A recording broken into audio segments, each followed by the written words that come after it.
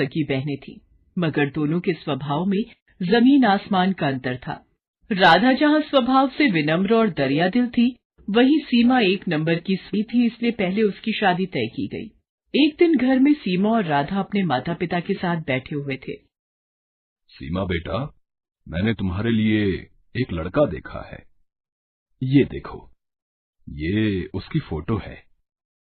ये तो बताइए पापा कि लड़का कितना पढ़ा लिखा है, उसका घर परिवार कैसा है। मैं नहीं चाहती कि मेरी शादी किसी कम पढ़े लिखे या गरीब से हो जाए। अरे बेटा, लड़का बैंक में ऊंचे पद पर है, अच्छा खाता पीता घराना है उसका, रुपए पैसों की कोई कमी नहीं है। तो फिर ठीक है, मुझे मंजूर है ये रिश्ता। निश्चित समय पर बड़े धूमधाम से सीमा की शादी कर दी गई। चूंकि सीमा बड़ी बेटी थी, इसलिए उसके पापा ने शादी में कोई कसर नहीं छोड़ी। उन्होंने अपनी हैसियत से ज्यादा खर्च किया इस शादी पर। इसकी वजह से उन पर अच्छा खासा कर्ज भी हो गया। कुछ समय बाद राधा भी शादी के लायक हो गई। एक दिन, सुनो जी, मैंने राधा के लिए भी एक लड़का देखा है।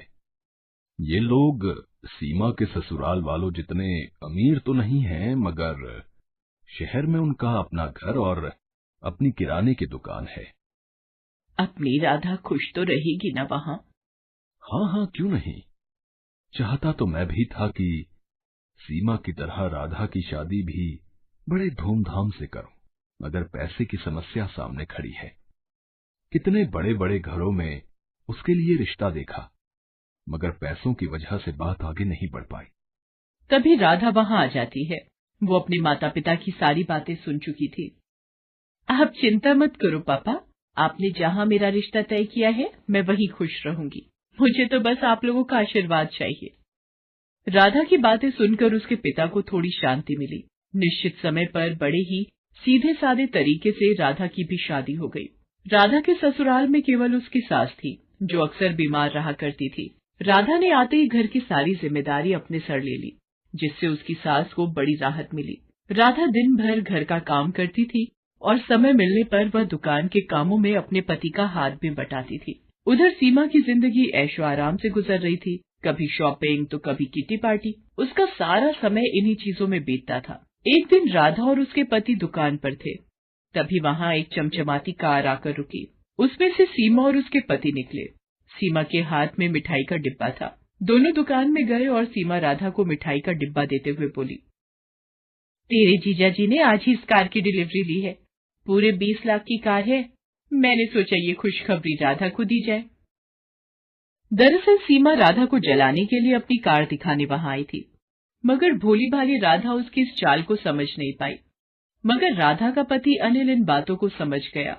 सीमा और उसके पति के जाने के बाद अनिल बोला, तुम्हारी बहन यहाँ खुशखबरी देने नहीं आई थी, बल्कि हमें जलाने के लिए यहाँ आई थी। वो जानती है ना कि हमारी हैसियत नहीं है ना कार खरीदने की, इसलिए अपनी नई कार दिखाकर हमें जलाना चाहती थी। नहीं जी, ऐसी कोई बात नहीं है। वो भला हमें क्यों जलाना चाहेगी? ऐसी ही बात है। उसे पता है ना कि मैं कभी कार नहीं खरीद सकता, मामूली दुकानदार जो हूं, और उसका पति तो बैंक में बड़ा अफसर है ना। क्यों? किसने कहा कि तुम कभी कार नहीं खरीद सकते? तुम जरूर कार खरीदोगे। अरे सीमा का पति तो बैंक में नौकरी करता है। एक हिसाब से देखें तो वो बैंक का नौकर है, उसे बैंक के हिसाब से काम करना पड़ता है। मगर यहाँ तुम तो अपने मालिक खुद हो। तुम जैसे चाहो अपनी मर्जी के मुताबिक काम कर सकते हो। अगर तुम ठान लो तो कुछ भी कर सकते हो। मैं हर कदम पर तुम्हारे साथ हूँ। देखना, थोड़ी ही दिनों में तुम एक कार क्या 10 कारों के मालिक बन जाओगे। उसने सारी चिंता छोड़कर जी तोड़ मेहनत करना शुरू किया। वो रोजाना सुबह 7 बजे दुकान खोलता था और देर रात 10 बजे तक दुकान पर ही रहता था। दोपहर के बाद राधा भी उसका हाथ बटाने दुकान पर आ जाती थी। राधा और अनिल दोनों ही स्वभाव से कोमल थे। ग्राहकों से बड़ी ही विनम्रता से बात करते थे। इसका नतीजा ये होता था कि जो भी एक बार उनके यहाँ से सामान ले जाता, वो फिर बार बार वहीं आता था। ग्राहकों को कम दाम में अच्छा माल देने के लिए राधा और अनिल ने एक शानदार योजना बनाई। वो दुकान का सामान शहर के व्यापारियों से न खरीदकर सीधे दिल्ली और मुंबई जैसे बड़े शहरों से मंगाने लगे। इससे ग्राहकों को भी अच्छा सामान मिल जाता था और दुकान में मुनाफा भी ज्यादा होता था। इस तरह धीरे धीरे कुछ ही सालों में अनिल ने राधा के नाम से कई किराने, फल, सब्जियों और डेयरी उत्पादों की दुकानों का शुभारंभ किया और उनका नाम रखा राधा ग्रोसरी मार्ट। अब अनिल और राधा की शहर में कई ग्रोसरी दुकानें थीं। उनकी गिनती अब शहर के जाने माने और अमीर हस्तियों में होने लगी थी। राधा की सास तो खुशी से फूली नहीं समाती थी। वो सबसे कहती थी, अरे मेरी बहू तो साक्षात लक्ष्मी का रूप है। वो इस घर में आई और देखो घर को क्या से क्या बना दिया। साक्षात लक्ष्मी है मेरी बहू। मिट्टी को हाथ लगा दे तो सोना बन जाए। एक दिन अनिल नई कार लेकर घर आया। अरे फिर नई कार ले आए? मैं कुछ नहीं कर रहा। ये तो तुम्हारी बात ही सच हो रही है। कौन सी बात? अरे तुमने ही तो कहा था ना कि मैं एक नहीं 10 कारों का मालिक बनूंगा। लो, उनमें से 7 तो आ गई, बस अब 3 और बची हैं। राधा खिलखिलाकर हंस दी। चलो इसी खुशी में तुम्हारी बहन के घर मिठाई दे आए। दोनों मिठाई लेकर सीमा के घर चले। कार से उतरकर दोनों उसके घर के अंदर पहुंचे। अंदर सीमा और उसके पति में लड़ाई चल रही थी। इस लड़ाई की धुन में उन्हें पता ही नहीं चला कि कब राधा और अनिल वहां आए। अरे मैं पूछती हूँ कि जरूरत क्या थी बैंक में पैसे गबन करने की? तुम्हारी जमानत करवाने में घर की सारी जमा पूंजी खर्च हो गई। पर से बैंक ने तुम्हें नौकरी से भी निकाल दिया है। घर में एक पैसा भी नहीं है। घर गाड़ी सब गिरवी पड़े हैं।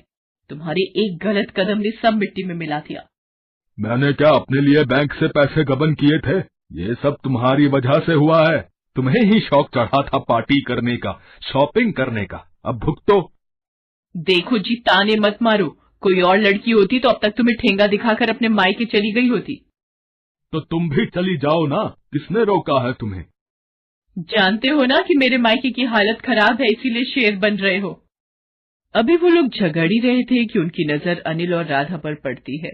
सीमा रोते हुए मैं आपको कुछ कहने की जरूरत नहीं है, हम लोग सब जान चुके हैं। मैंने सुना है इस महीने आप एक नई ग्रोसरी स्टोर खोलने वाले हो। अगर वहां का मैनेजर आप मुझे बना दें तो बड़ी कृपा होगी। हमारे घर की हालत तो आप देख ही रहे हैं। आपसे कुछ छुपा हुआ नहीं है। अनिल और राधा ने एक बार एक दूसरे की ओर देखा और फिर सीमा के पति को हाँ बोल दिया। अब सीमा का सारा घमंड चूर चूर हो गया था। एक समय में जिसे वो अपनी दौलत की झूठी शान दिखाकर जलाना चाहती थी, आज वो उसी के रहमो करम पर थी। उसे एहसास हो गया था कि दौलत पर कभी घमंड नहीं करना चाहिए।